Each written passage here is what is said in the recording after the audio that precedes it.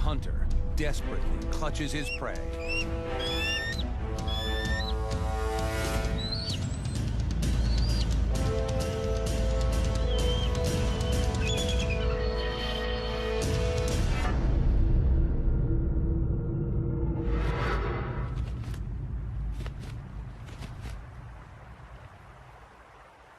The battle is over, and his catch is gone.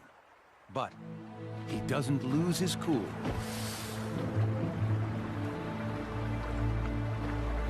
He may not be an expert fighter, but he's a good hunter.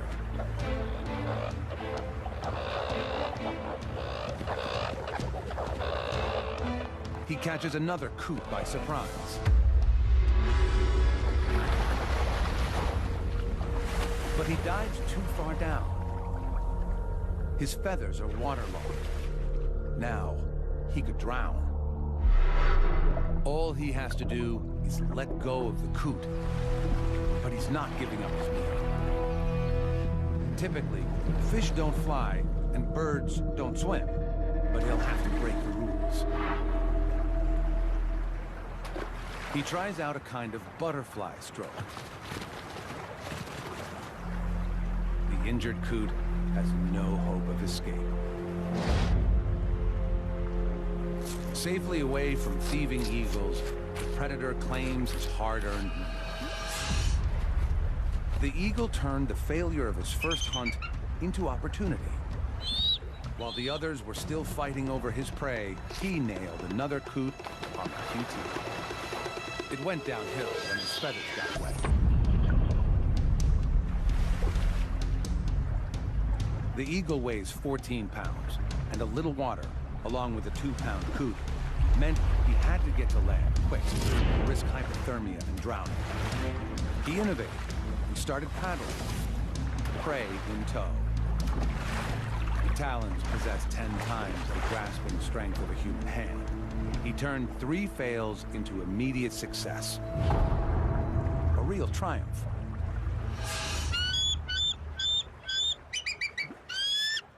The hunt was a risk, but it's nothing compared to another eagle that goes for a bird twice as large as the coot. She finds it on East Africa's vast Soda Lakes. Here, flamingos gather in the thousands to feed on the microscopic blue-green algae and crustaceans found near the water surface. Their bills are like a filtered vacuum, sucking in the most nutritious food. Like the bald eagle, this African fish eagle is going in for some bird-on-bird action. The flamingo weighs 9 pounds. That's 2/3 the eagle's own weight. And it's 5 inches taller than the hunter. How to even begin? First, she must single one out. Luckily, her eyesight is one of the sharpest in the animal kingdom. Eyes on the sides of her face allow for an extreme 340-degree field of view, nearly all the way around her head, while her visual accuracy comes from the 1 million sensory cells in her eyes that enable her to see 5 times farther than humans and allow her to locate her prey from over 650 feet away. She can see 5 basic colors, compared to our 3, giving her a super ability to pick out highly camouflaged prey. The birds on the outer edge suspect a threat. Panic spreads quickly throughout the tightening flock.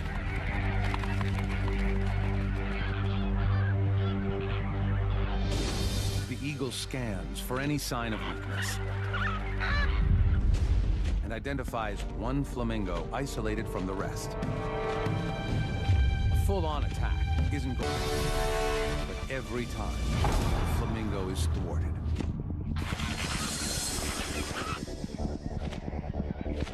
The flamingo is losing energy fast. Now, the eagle gears up for her final mastery move. The eagle eagle's hunt is going according to plan. She's isolated the flamingo and is wearing it down. Now, to collect her reward. But it's too heavy. If you can't go up, try going down. She pushes the flamingo underwater, hoping to subdue it. Now, to get it to shore. But suddenly, she aborts the operation.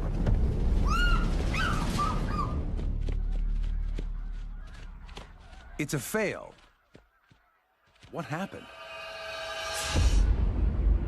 Flamingos spend 80% of the day feeding to keep their energy levels up. The eagle's strategy was to isolate a straggler and tire it out with dive bombs until it used up all its energy and was too weak to escape. But the 9-pound flamingo weighed too much for her to carry, so she dunked it, and then tried to get it to shore, like the bald eagle did with the coot. But a minute into it, she realized she didn't have the strength. Sometimes you have to know when to quit. What's the point of calories gained from this meal if it costs even more calories to get it? Hunting costs energy, especially when you're still learning how to do it right. This young leopard searches for supper. He's been with his mother for nearly 2 years, but now he's on his own. At this point, he'll eat anything, even porcupines.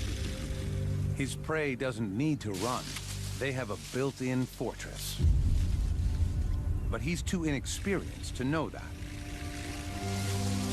30,000 12-inch quills stand between him and a meal. And this is double trouble.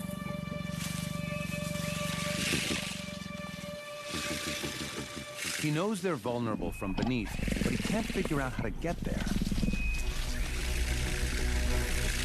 He has the right idea, but his execution is far from perfect. The quills can lead to septic wounds that can be fatal. The leopard tests the limits, unsure of how to proceed.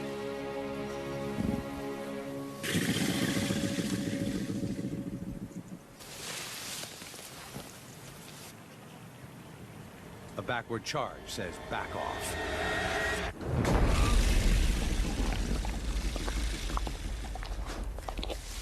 One, 0 to the porcupine.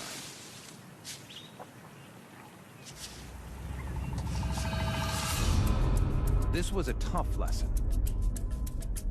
He knew what he had to do. Flip one porcupine over to inflict a lethal bite. But he was just too inexperienced in his attack.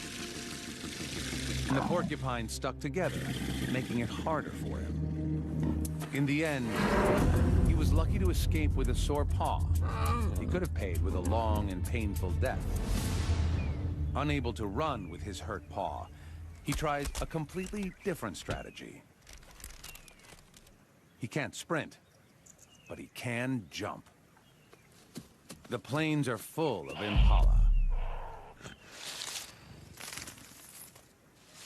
A leopard's coat is perfect for treetop camouflage. He waits for the unsuspecting impala to come within striking distance. His attack must be perfectly timed.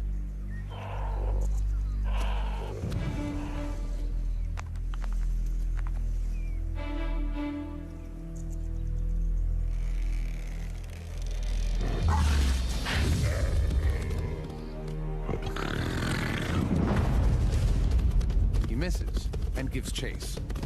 Leopards can normally reach 35 miles an hour, but he has a quill in his paw.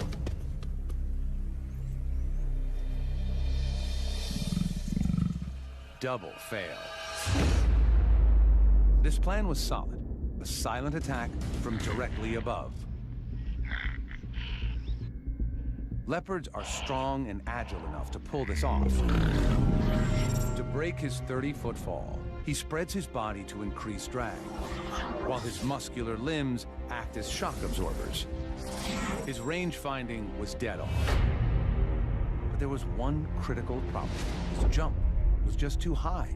And while he was in the air, the Impala had time to get out of the way. His strategy has promise. So he tries again. He finds a lower tree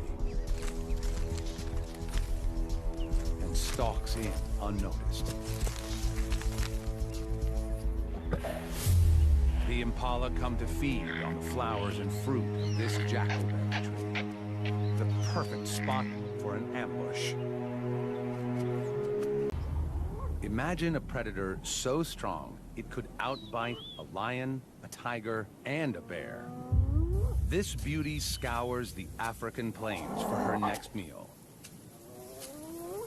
Hyenas are efficient scavengers, but can hunt if needed. Lately, she's had some bad luck.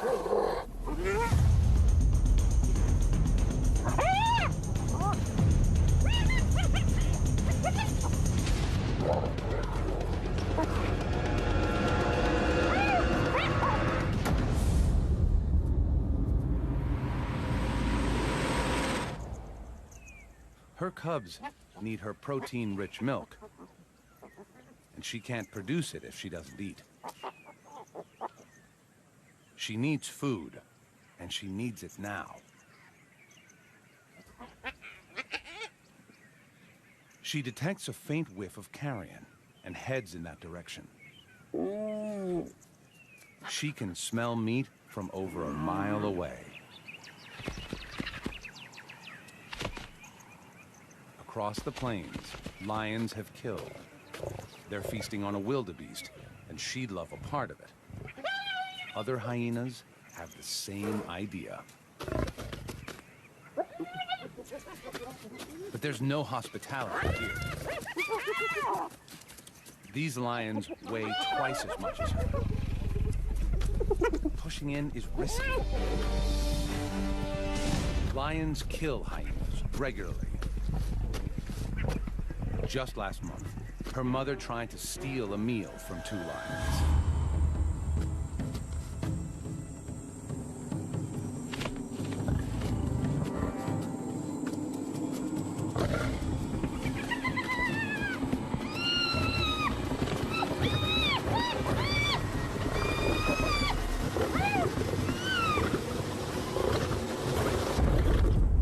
It was a gruesome loss. She knows the risks, but hunger trumps caution.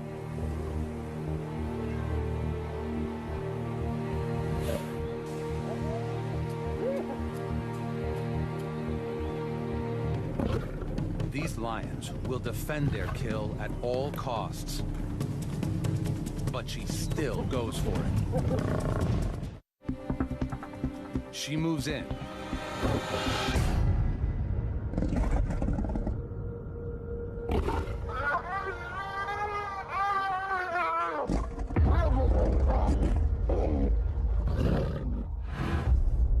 And just manages to escape. What went wrong? She joined forces with 2 fellow hyenas to muscle in on the lion's kill.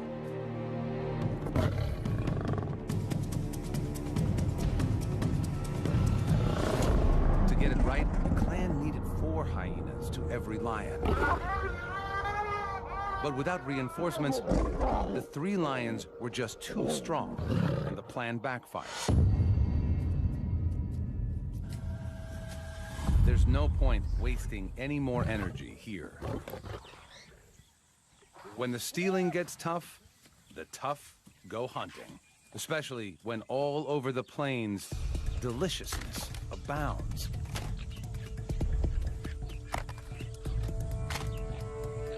The male topi are engaged in their once-a-year sparring competitions to secure a mate.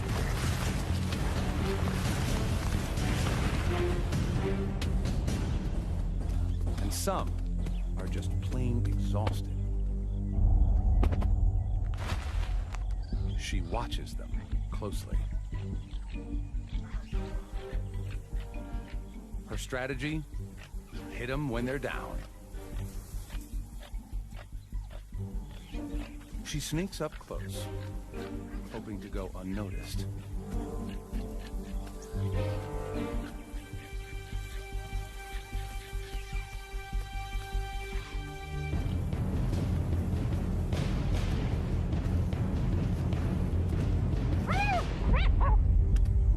It's a miserable attempt. She had no plan at all, and just tried to creep in and secure a hold on the Topi as it lay dozing. Her approach gave her away, and the big antelope was just too strong and quick. Topi are one of the fastest mammals on Earth, and can run at 50 miles an hour. That's 10 miles an hour faster than hyenas.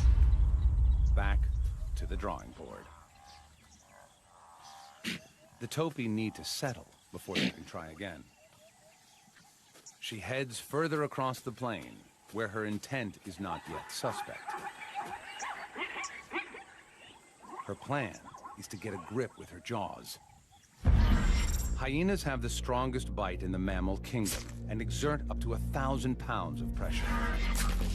If she can get a hold of any part of the Topi, her huge jaw and powerful neck muscles, normally designed to lift heavy prey, will enable her to hang on. Bingo. Another target.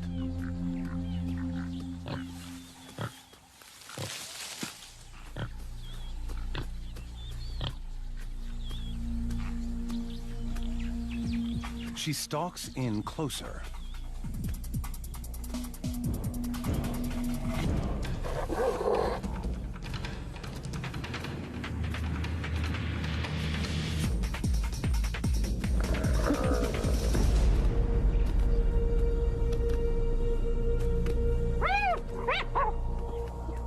She loses her prey.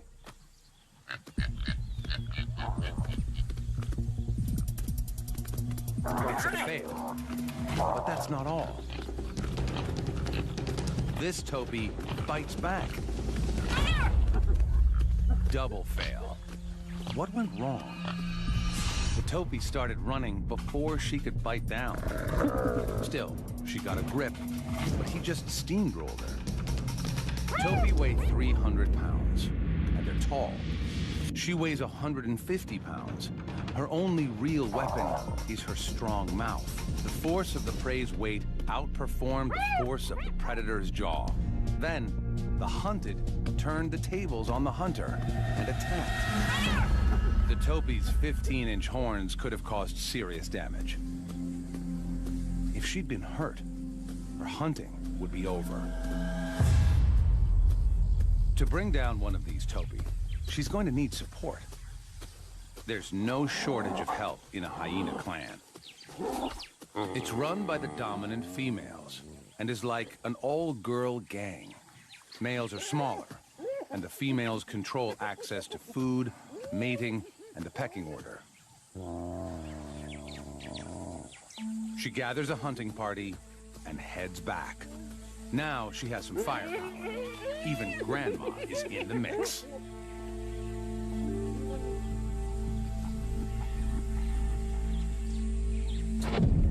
The Topis spot the group immediately.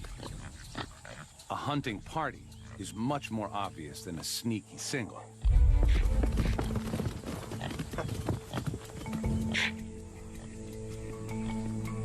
Soon enough, they go back to grazing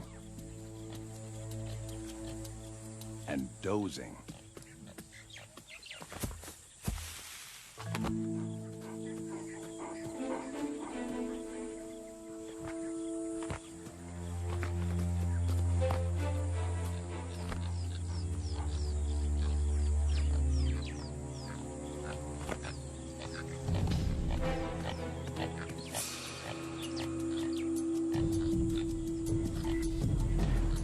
The two lead hyenas approach cautiously, quietly.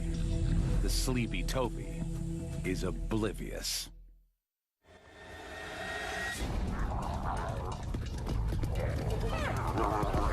300 pounds of hungry hyena weight tired the Topi out quickly.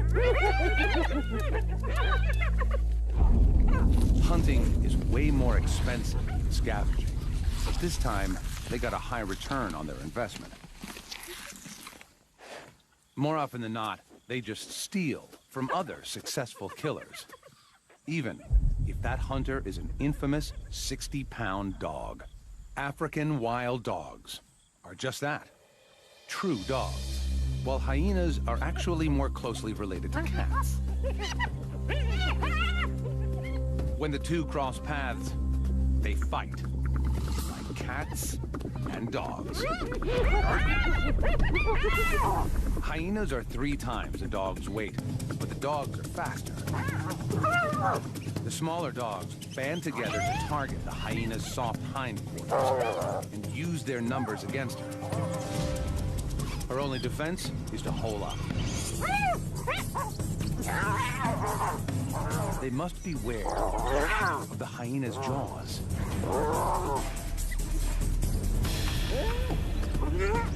The hyena stays put until the dogs lose interest. The dog pack is run by the alpha male and female. Their pups are just 6 weeks old. The pack must hunt daily if they're to feed this high-energy brood. Mom and Dad rally the troops. The alpha male relies on his sharp hearing to locate prey. Today, he hears impala.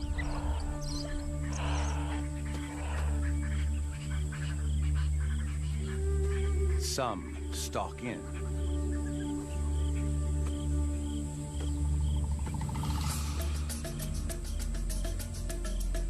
Others fan out to attack the herd from all angles. The dog's strategy is to work together as beaters to flush the prey out into the open, where the other pack members can attack.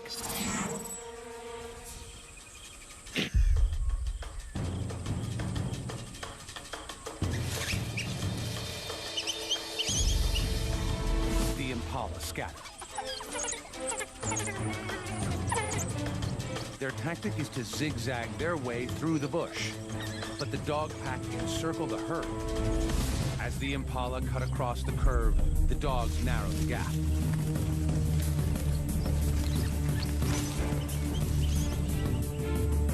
Wild dogs have the stamina to maintain a speed of 35 miles per hour for 3 miles. So it's a long chase.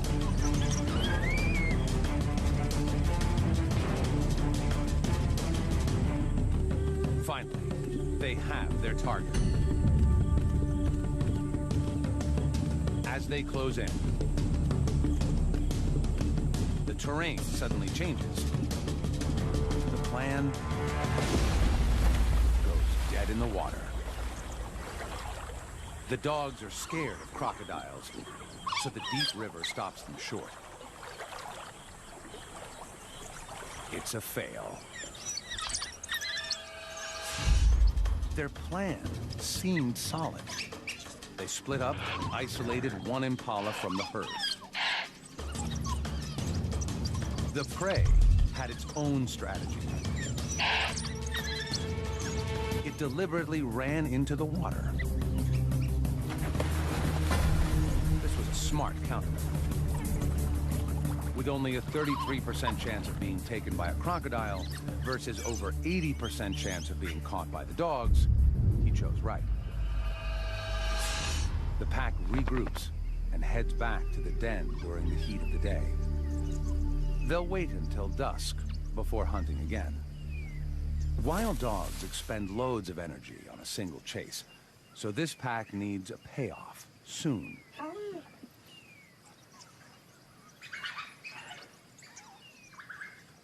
High-pitched twittering conveys their excitement and rallies the pack. It's time to hunt again. The alpha male takes the lead.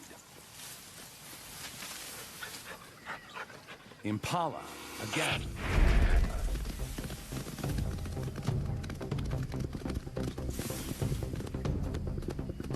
dogs split up to take their flanking positions around the prey.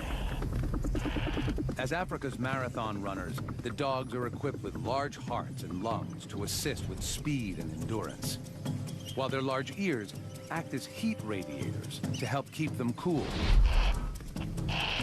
The dogs hunt in relay, taking turns to run down the impala until it's exhausted.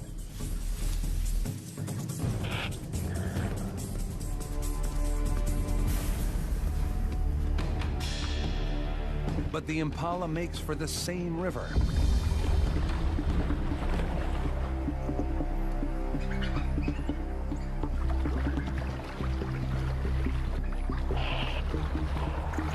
Impala tire easily in water, and the dogs know it.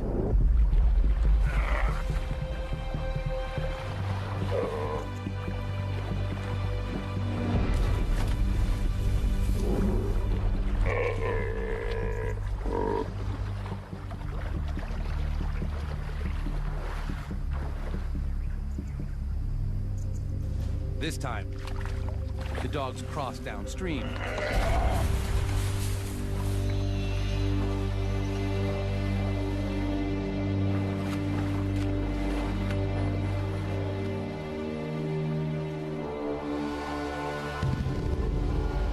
Success. The impala was exhausted from the chase, and the swim used every bit of energy it had left. The dogs got clever, using a shallow crossing in the river. Dogs don't like water unless there's meat within their grasp. Like the hyena, they disembowel their prey. But here, there's no hierarchy. Every dog has a spot at the table. They'll consume the impala in less than 10 minutes. But they aren't the most ruthless predators out there. Waits for the morning sun. On this Indonesian island, he rules supreme. This 300-pound Komodo dragon is the heaviest lizard on Earth. He's a 10-footer, equipped with 3-inch claws and a phenomenal sense of smell.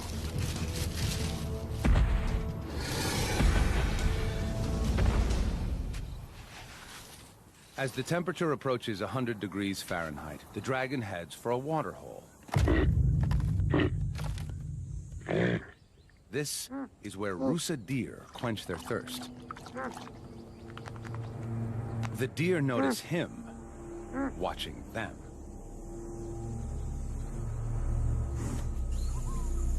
They're not giving up their drink for such a slow predator.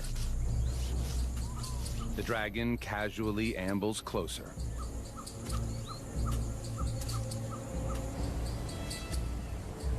He waits.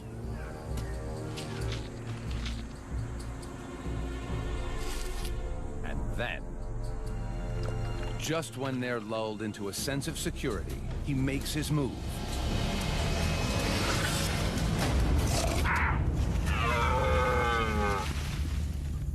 It's a fail. Deer are fast. They're gone. What went wrong?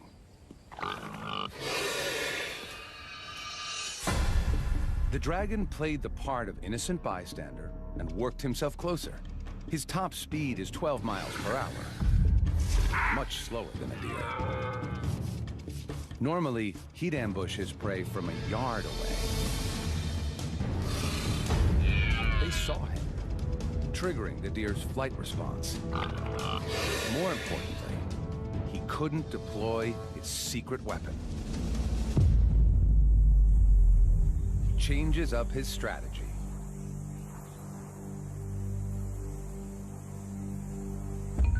Growing up here, it's a dragon-eat-dragon world. Komodos are cannibals. Especially of the young and innocent.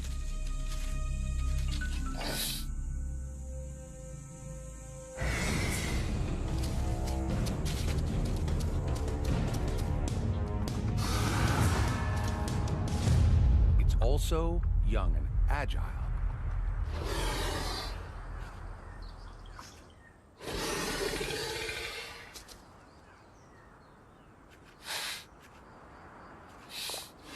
Out of reach, the adult waits patiently. Young dragons make up 1/10 of an adult dragon's diet. The youngster senses that this is his only safe spot.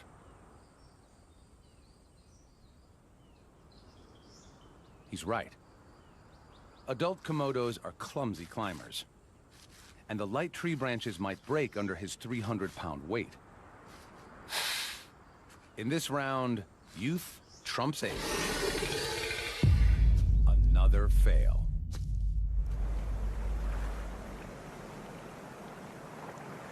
The hungry stomach of the Komodo grumbles for a new strategy. If you can't kill your own, then go for leftovers. The beach is a big plate of discarded food. His flickering tongue pinpoints nearby carcasses. He essentially tastes the air by picking up molecules and delivering them to the Jacobson's organ, kind of super nose, inside his mouth. Something smells good to him.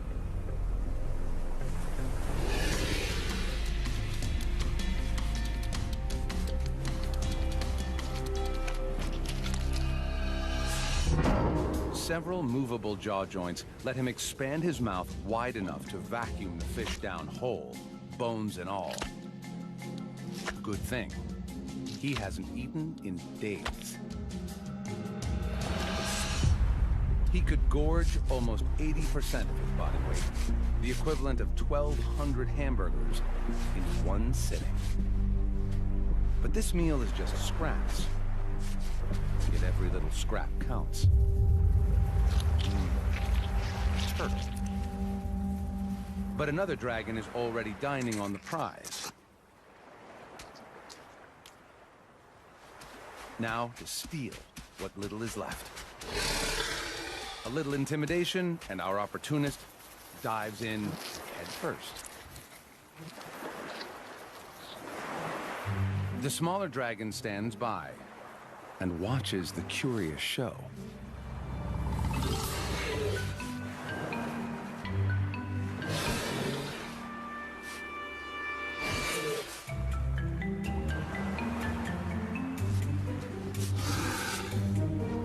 Today, he's a jack of all trades and master of none. By afternoon, the dragon is ravenous and is...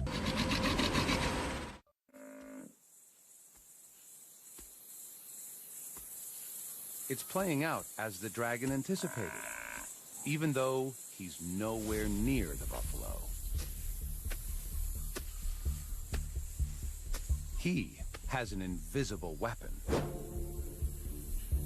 Venom.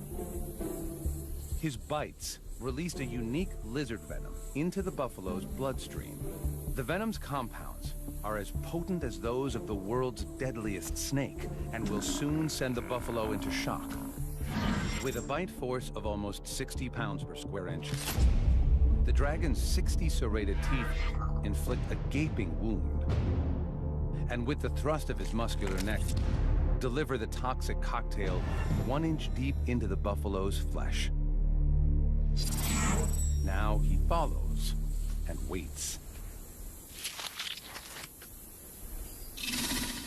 With favorable winds, he can pinpoint his prey's exact location, over 6 miles away. As the venom courses through the buffalo's body, it stops the buffalo's deep wound from healing. Its blood pressure drops, and it weakens.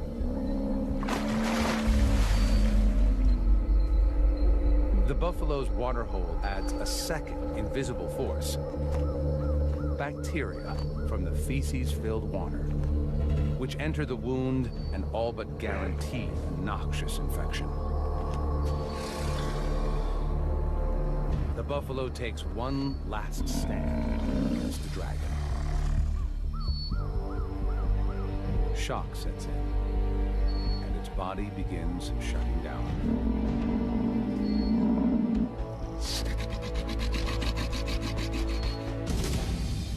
It's dinner time.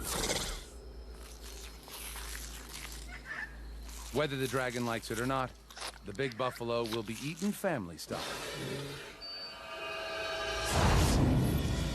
It's been a long, drawn-out hunt, but his venom weapon worked perfectly. It was deployed with just one bite, so he avoided injury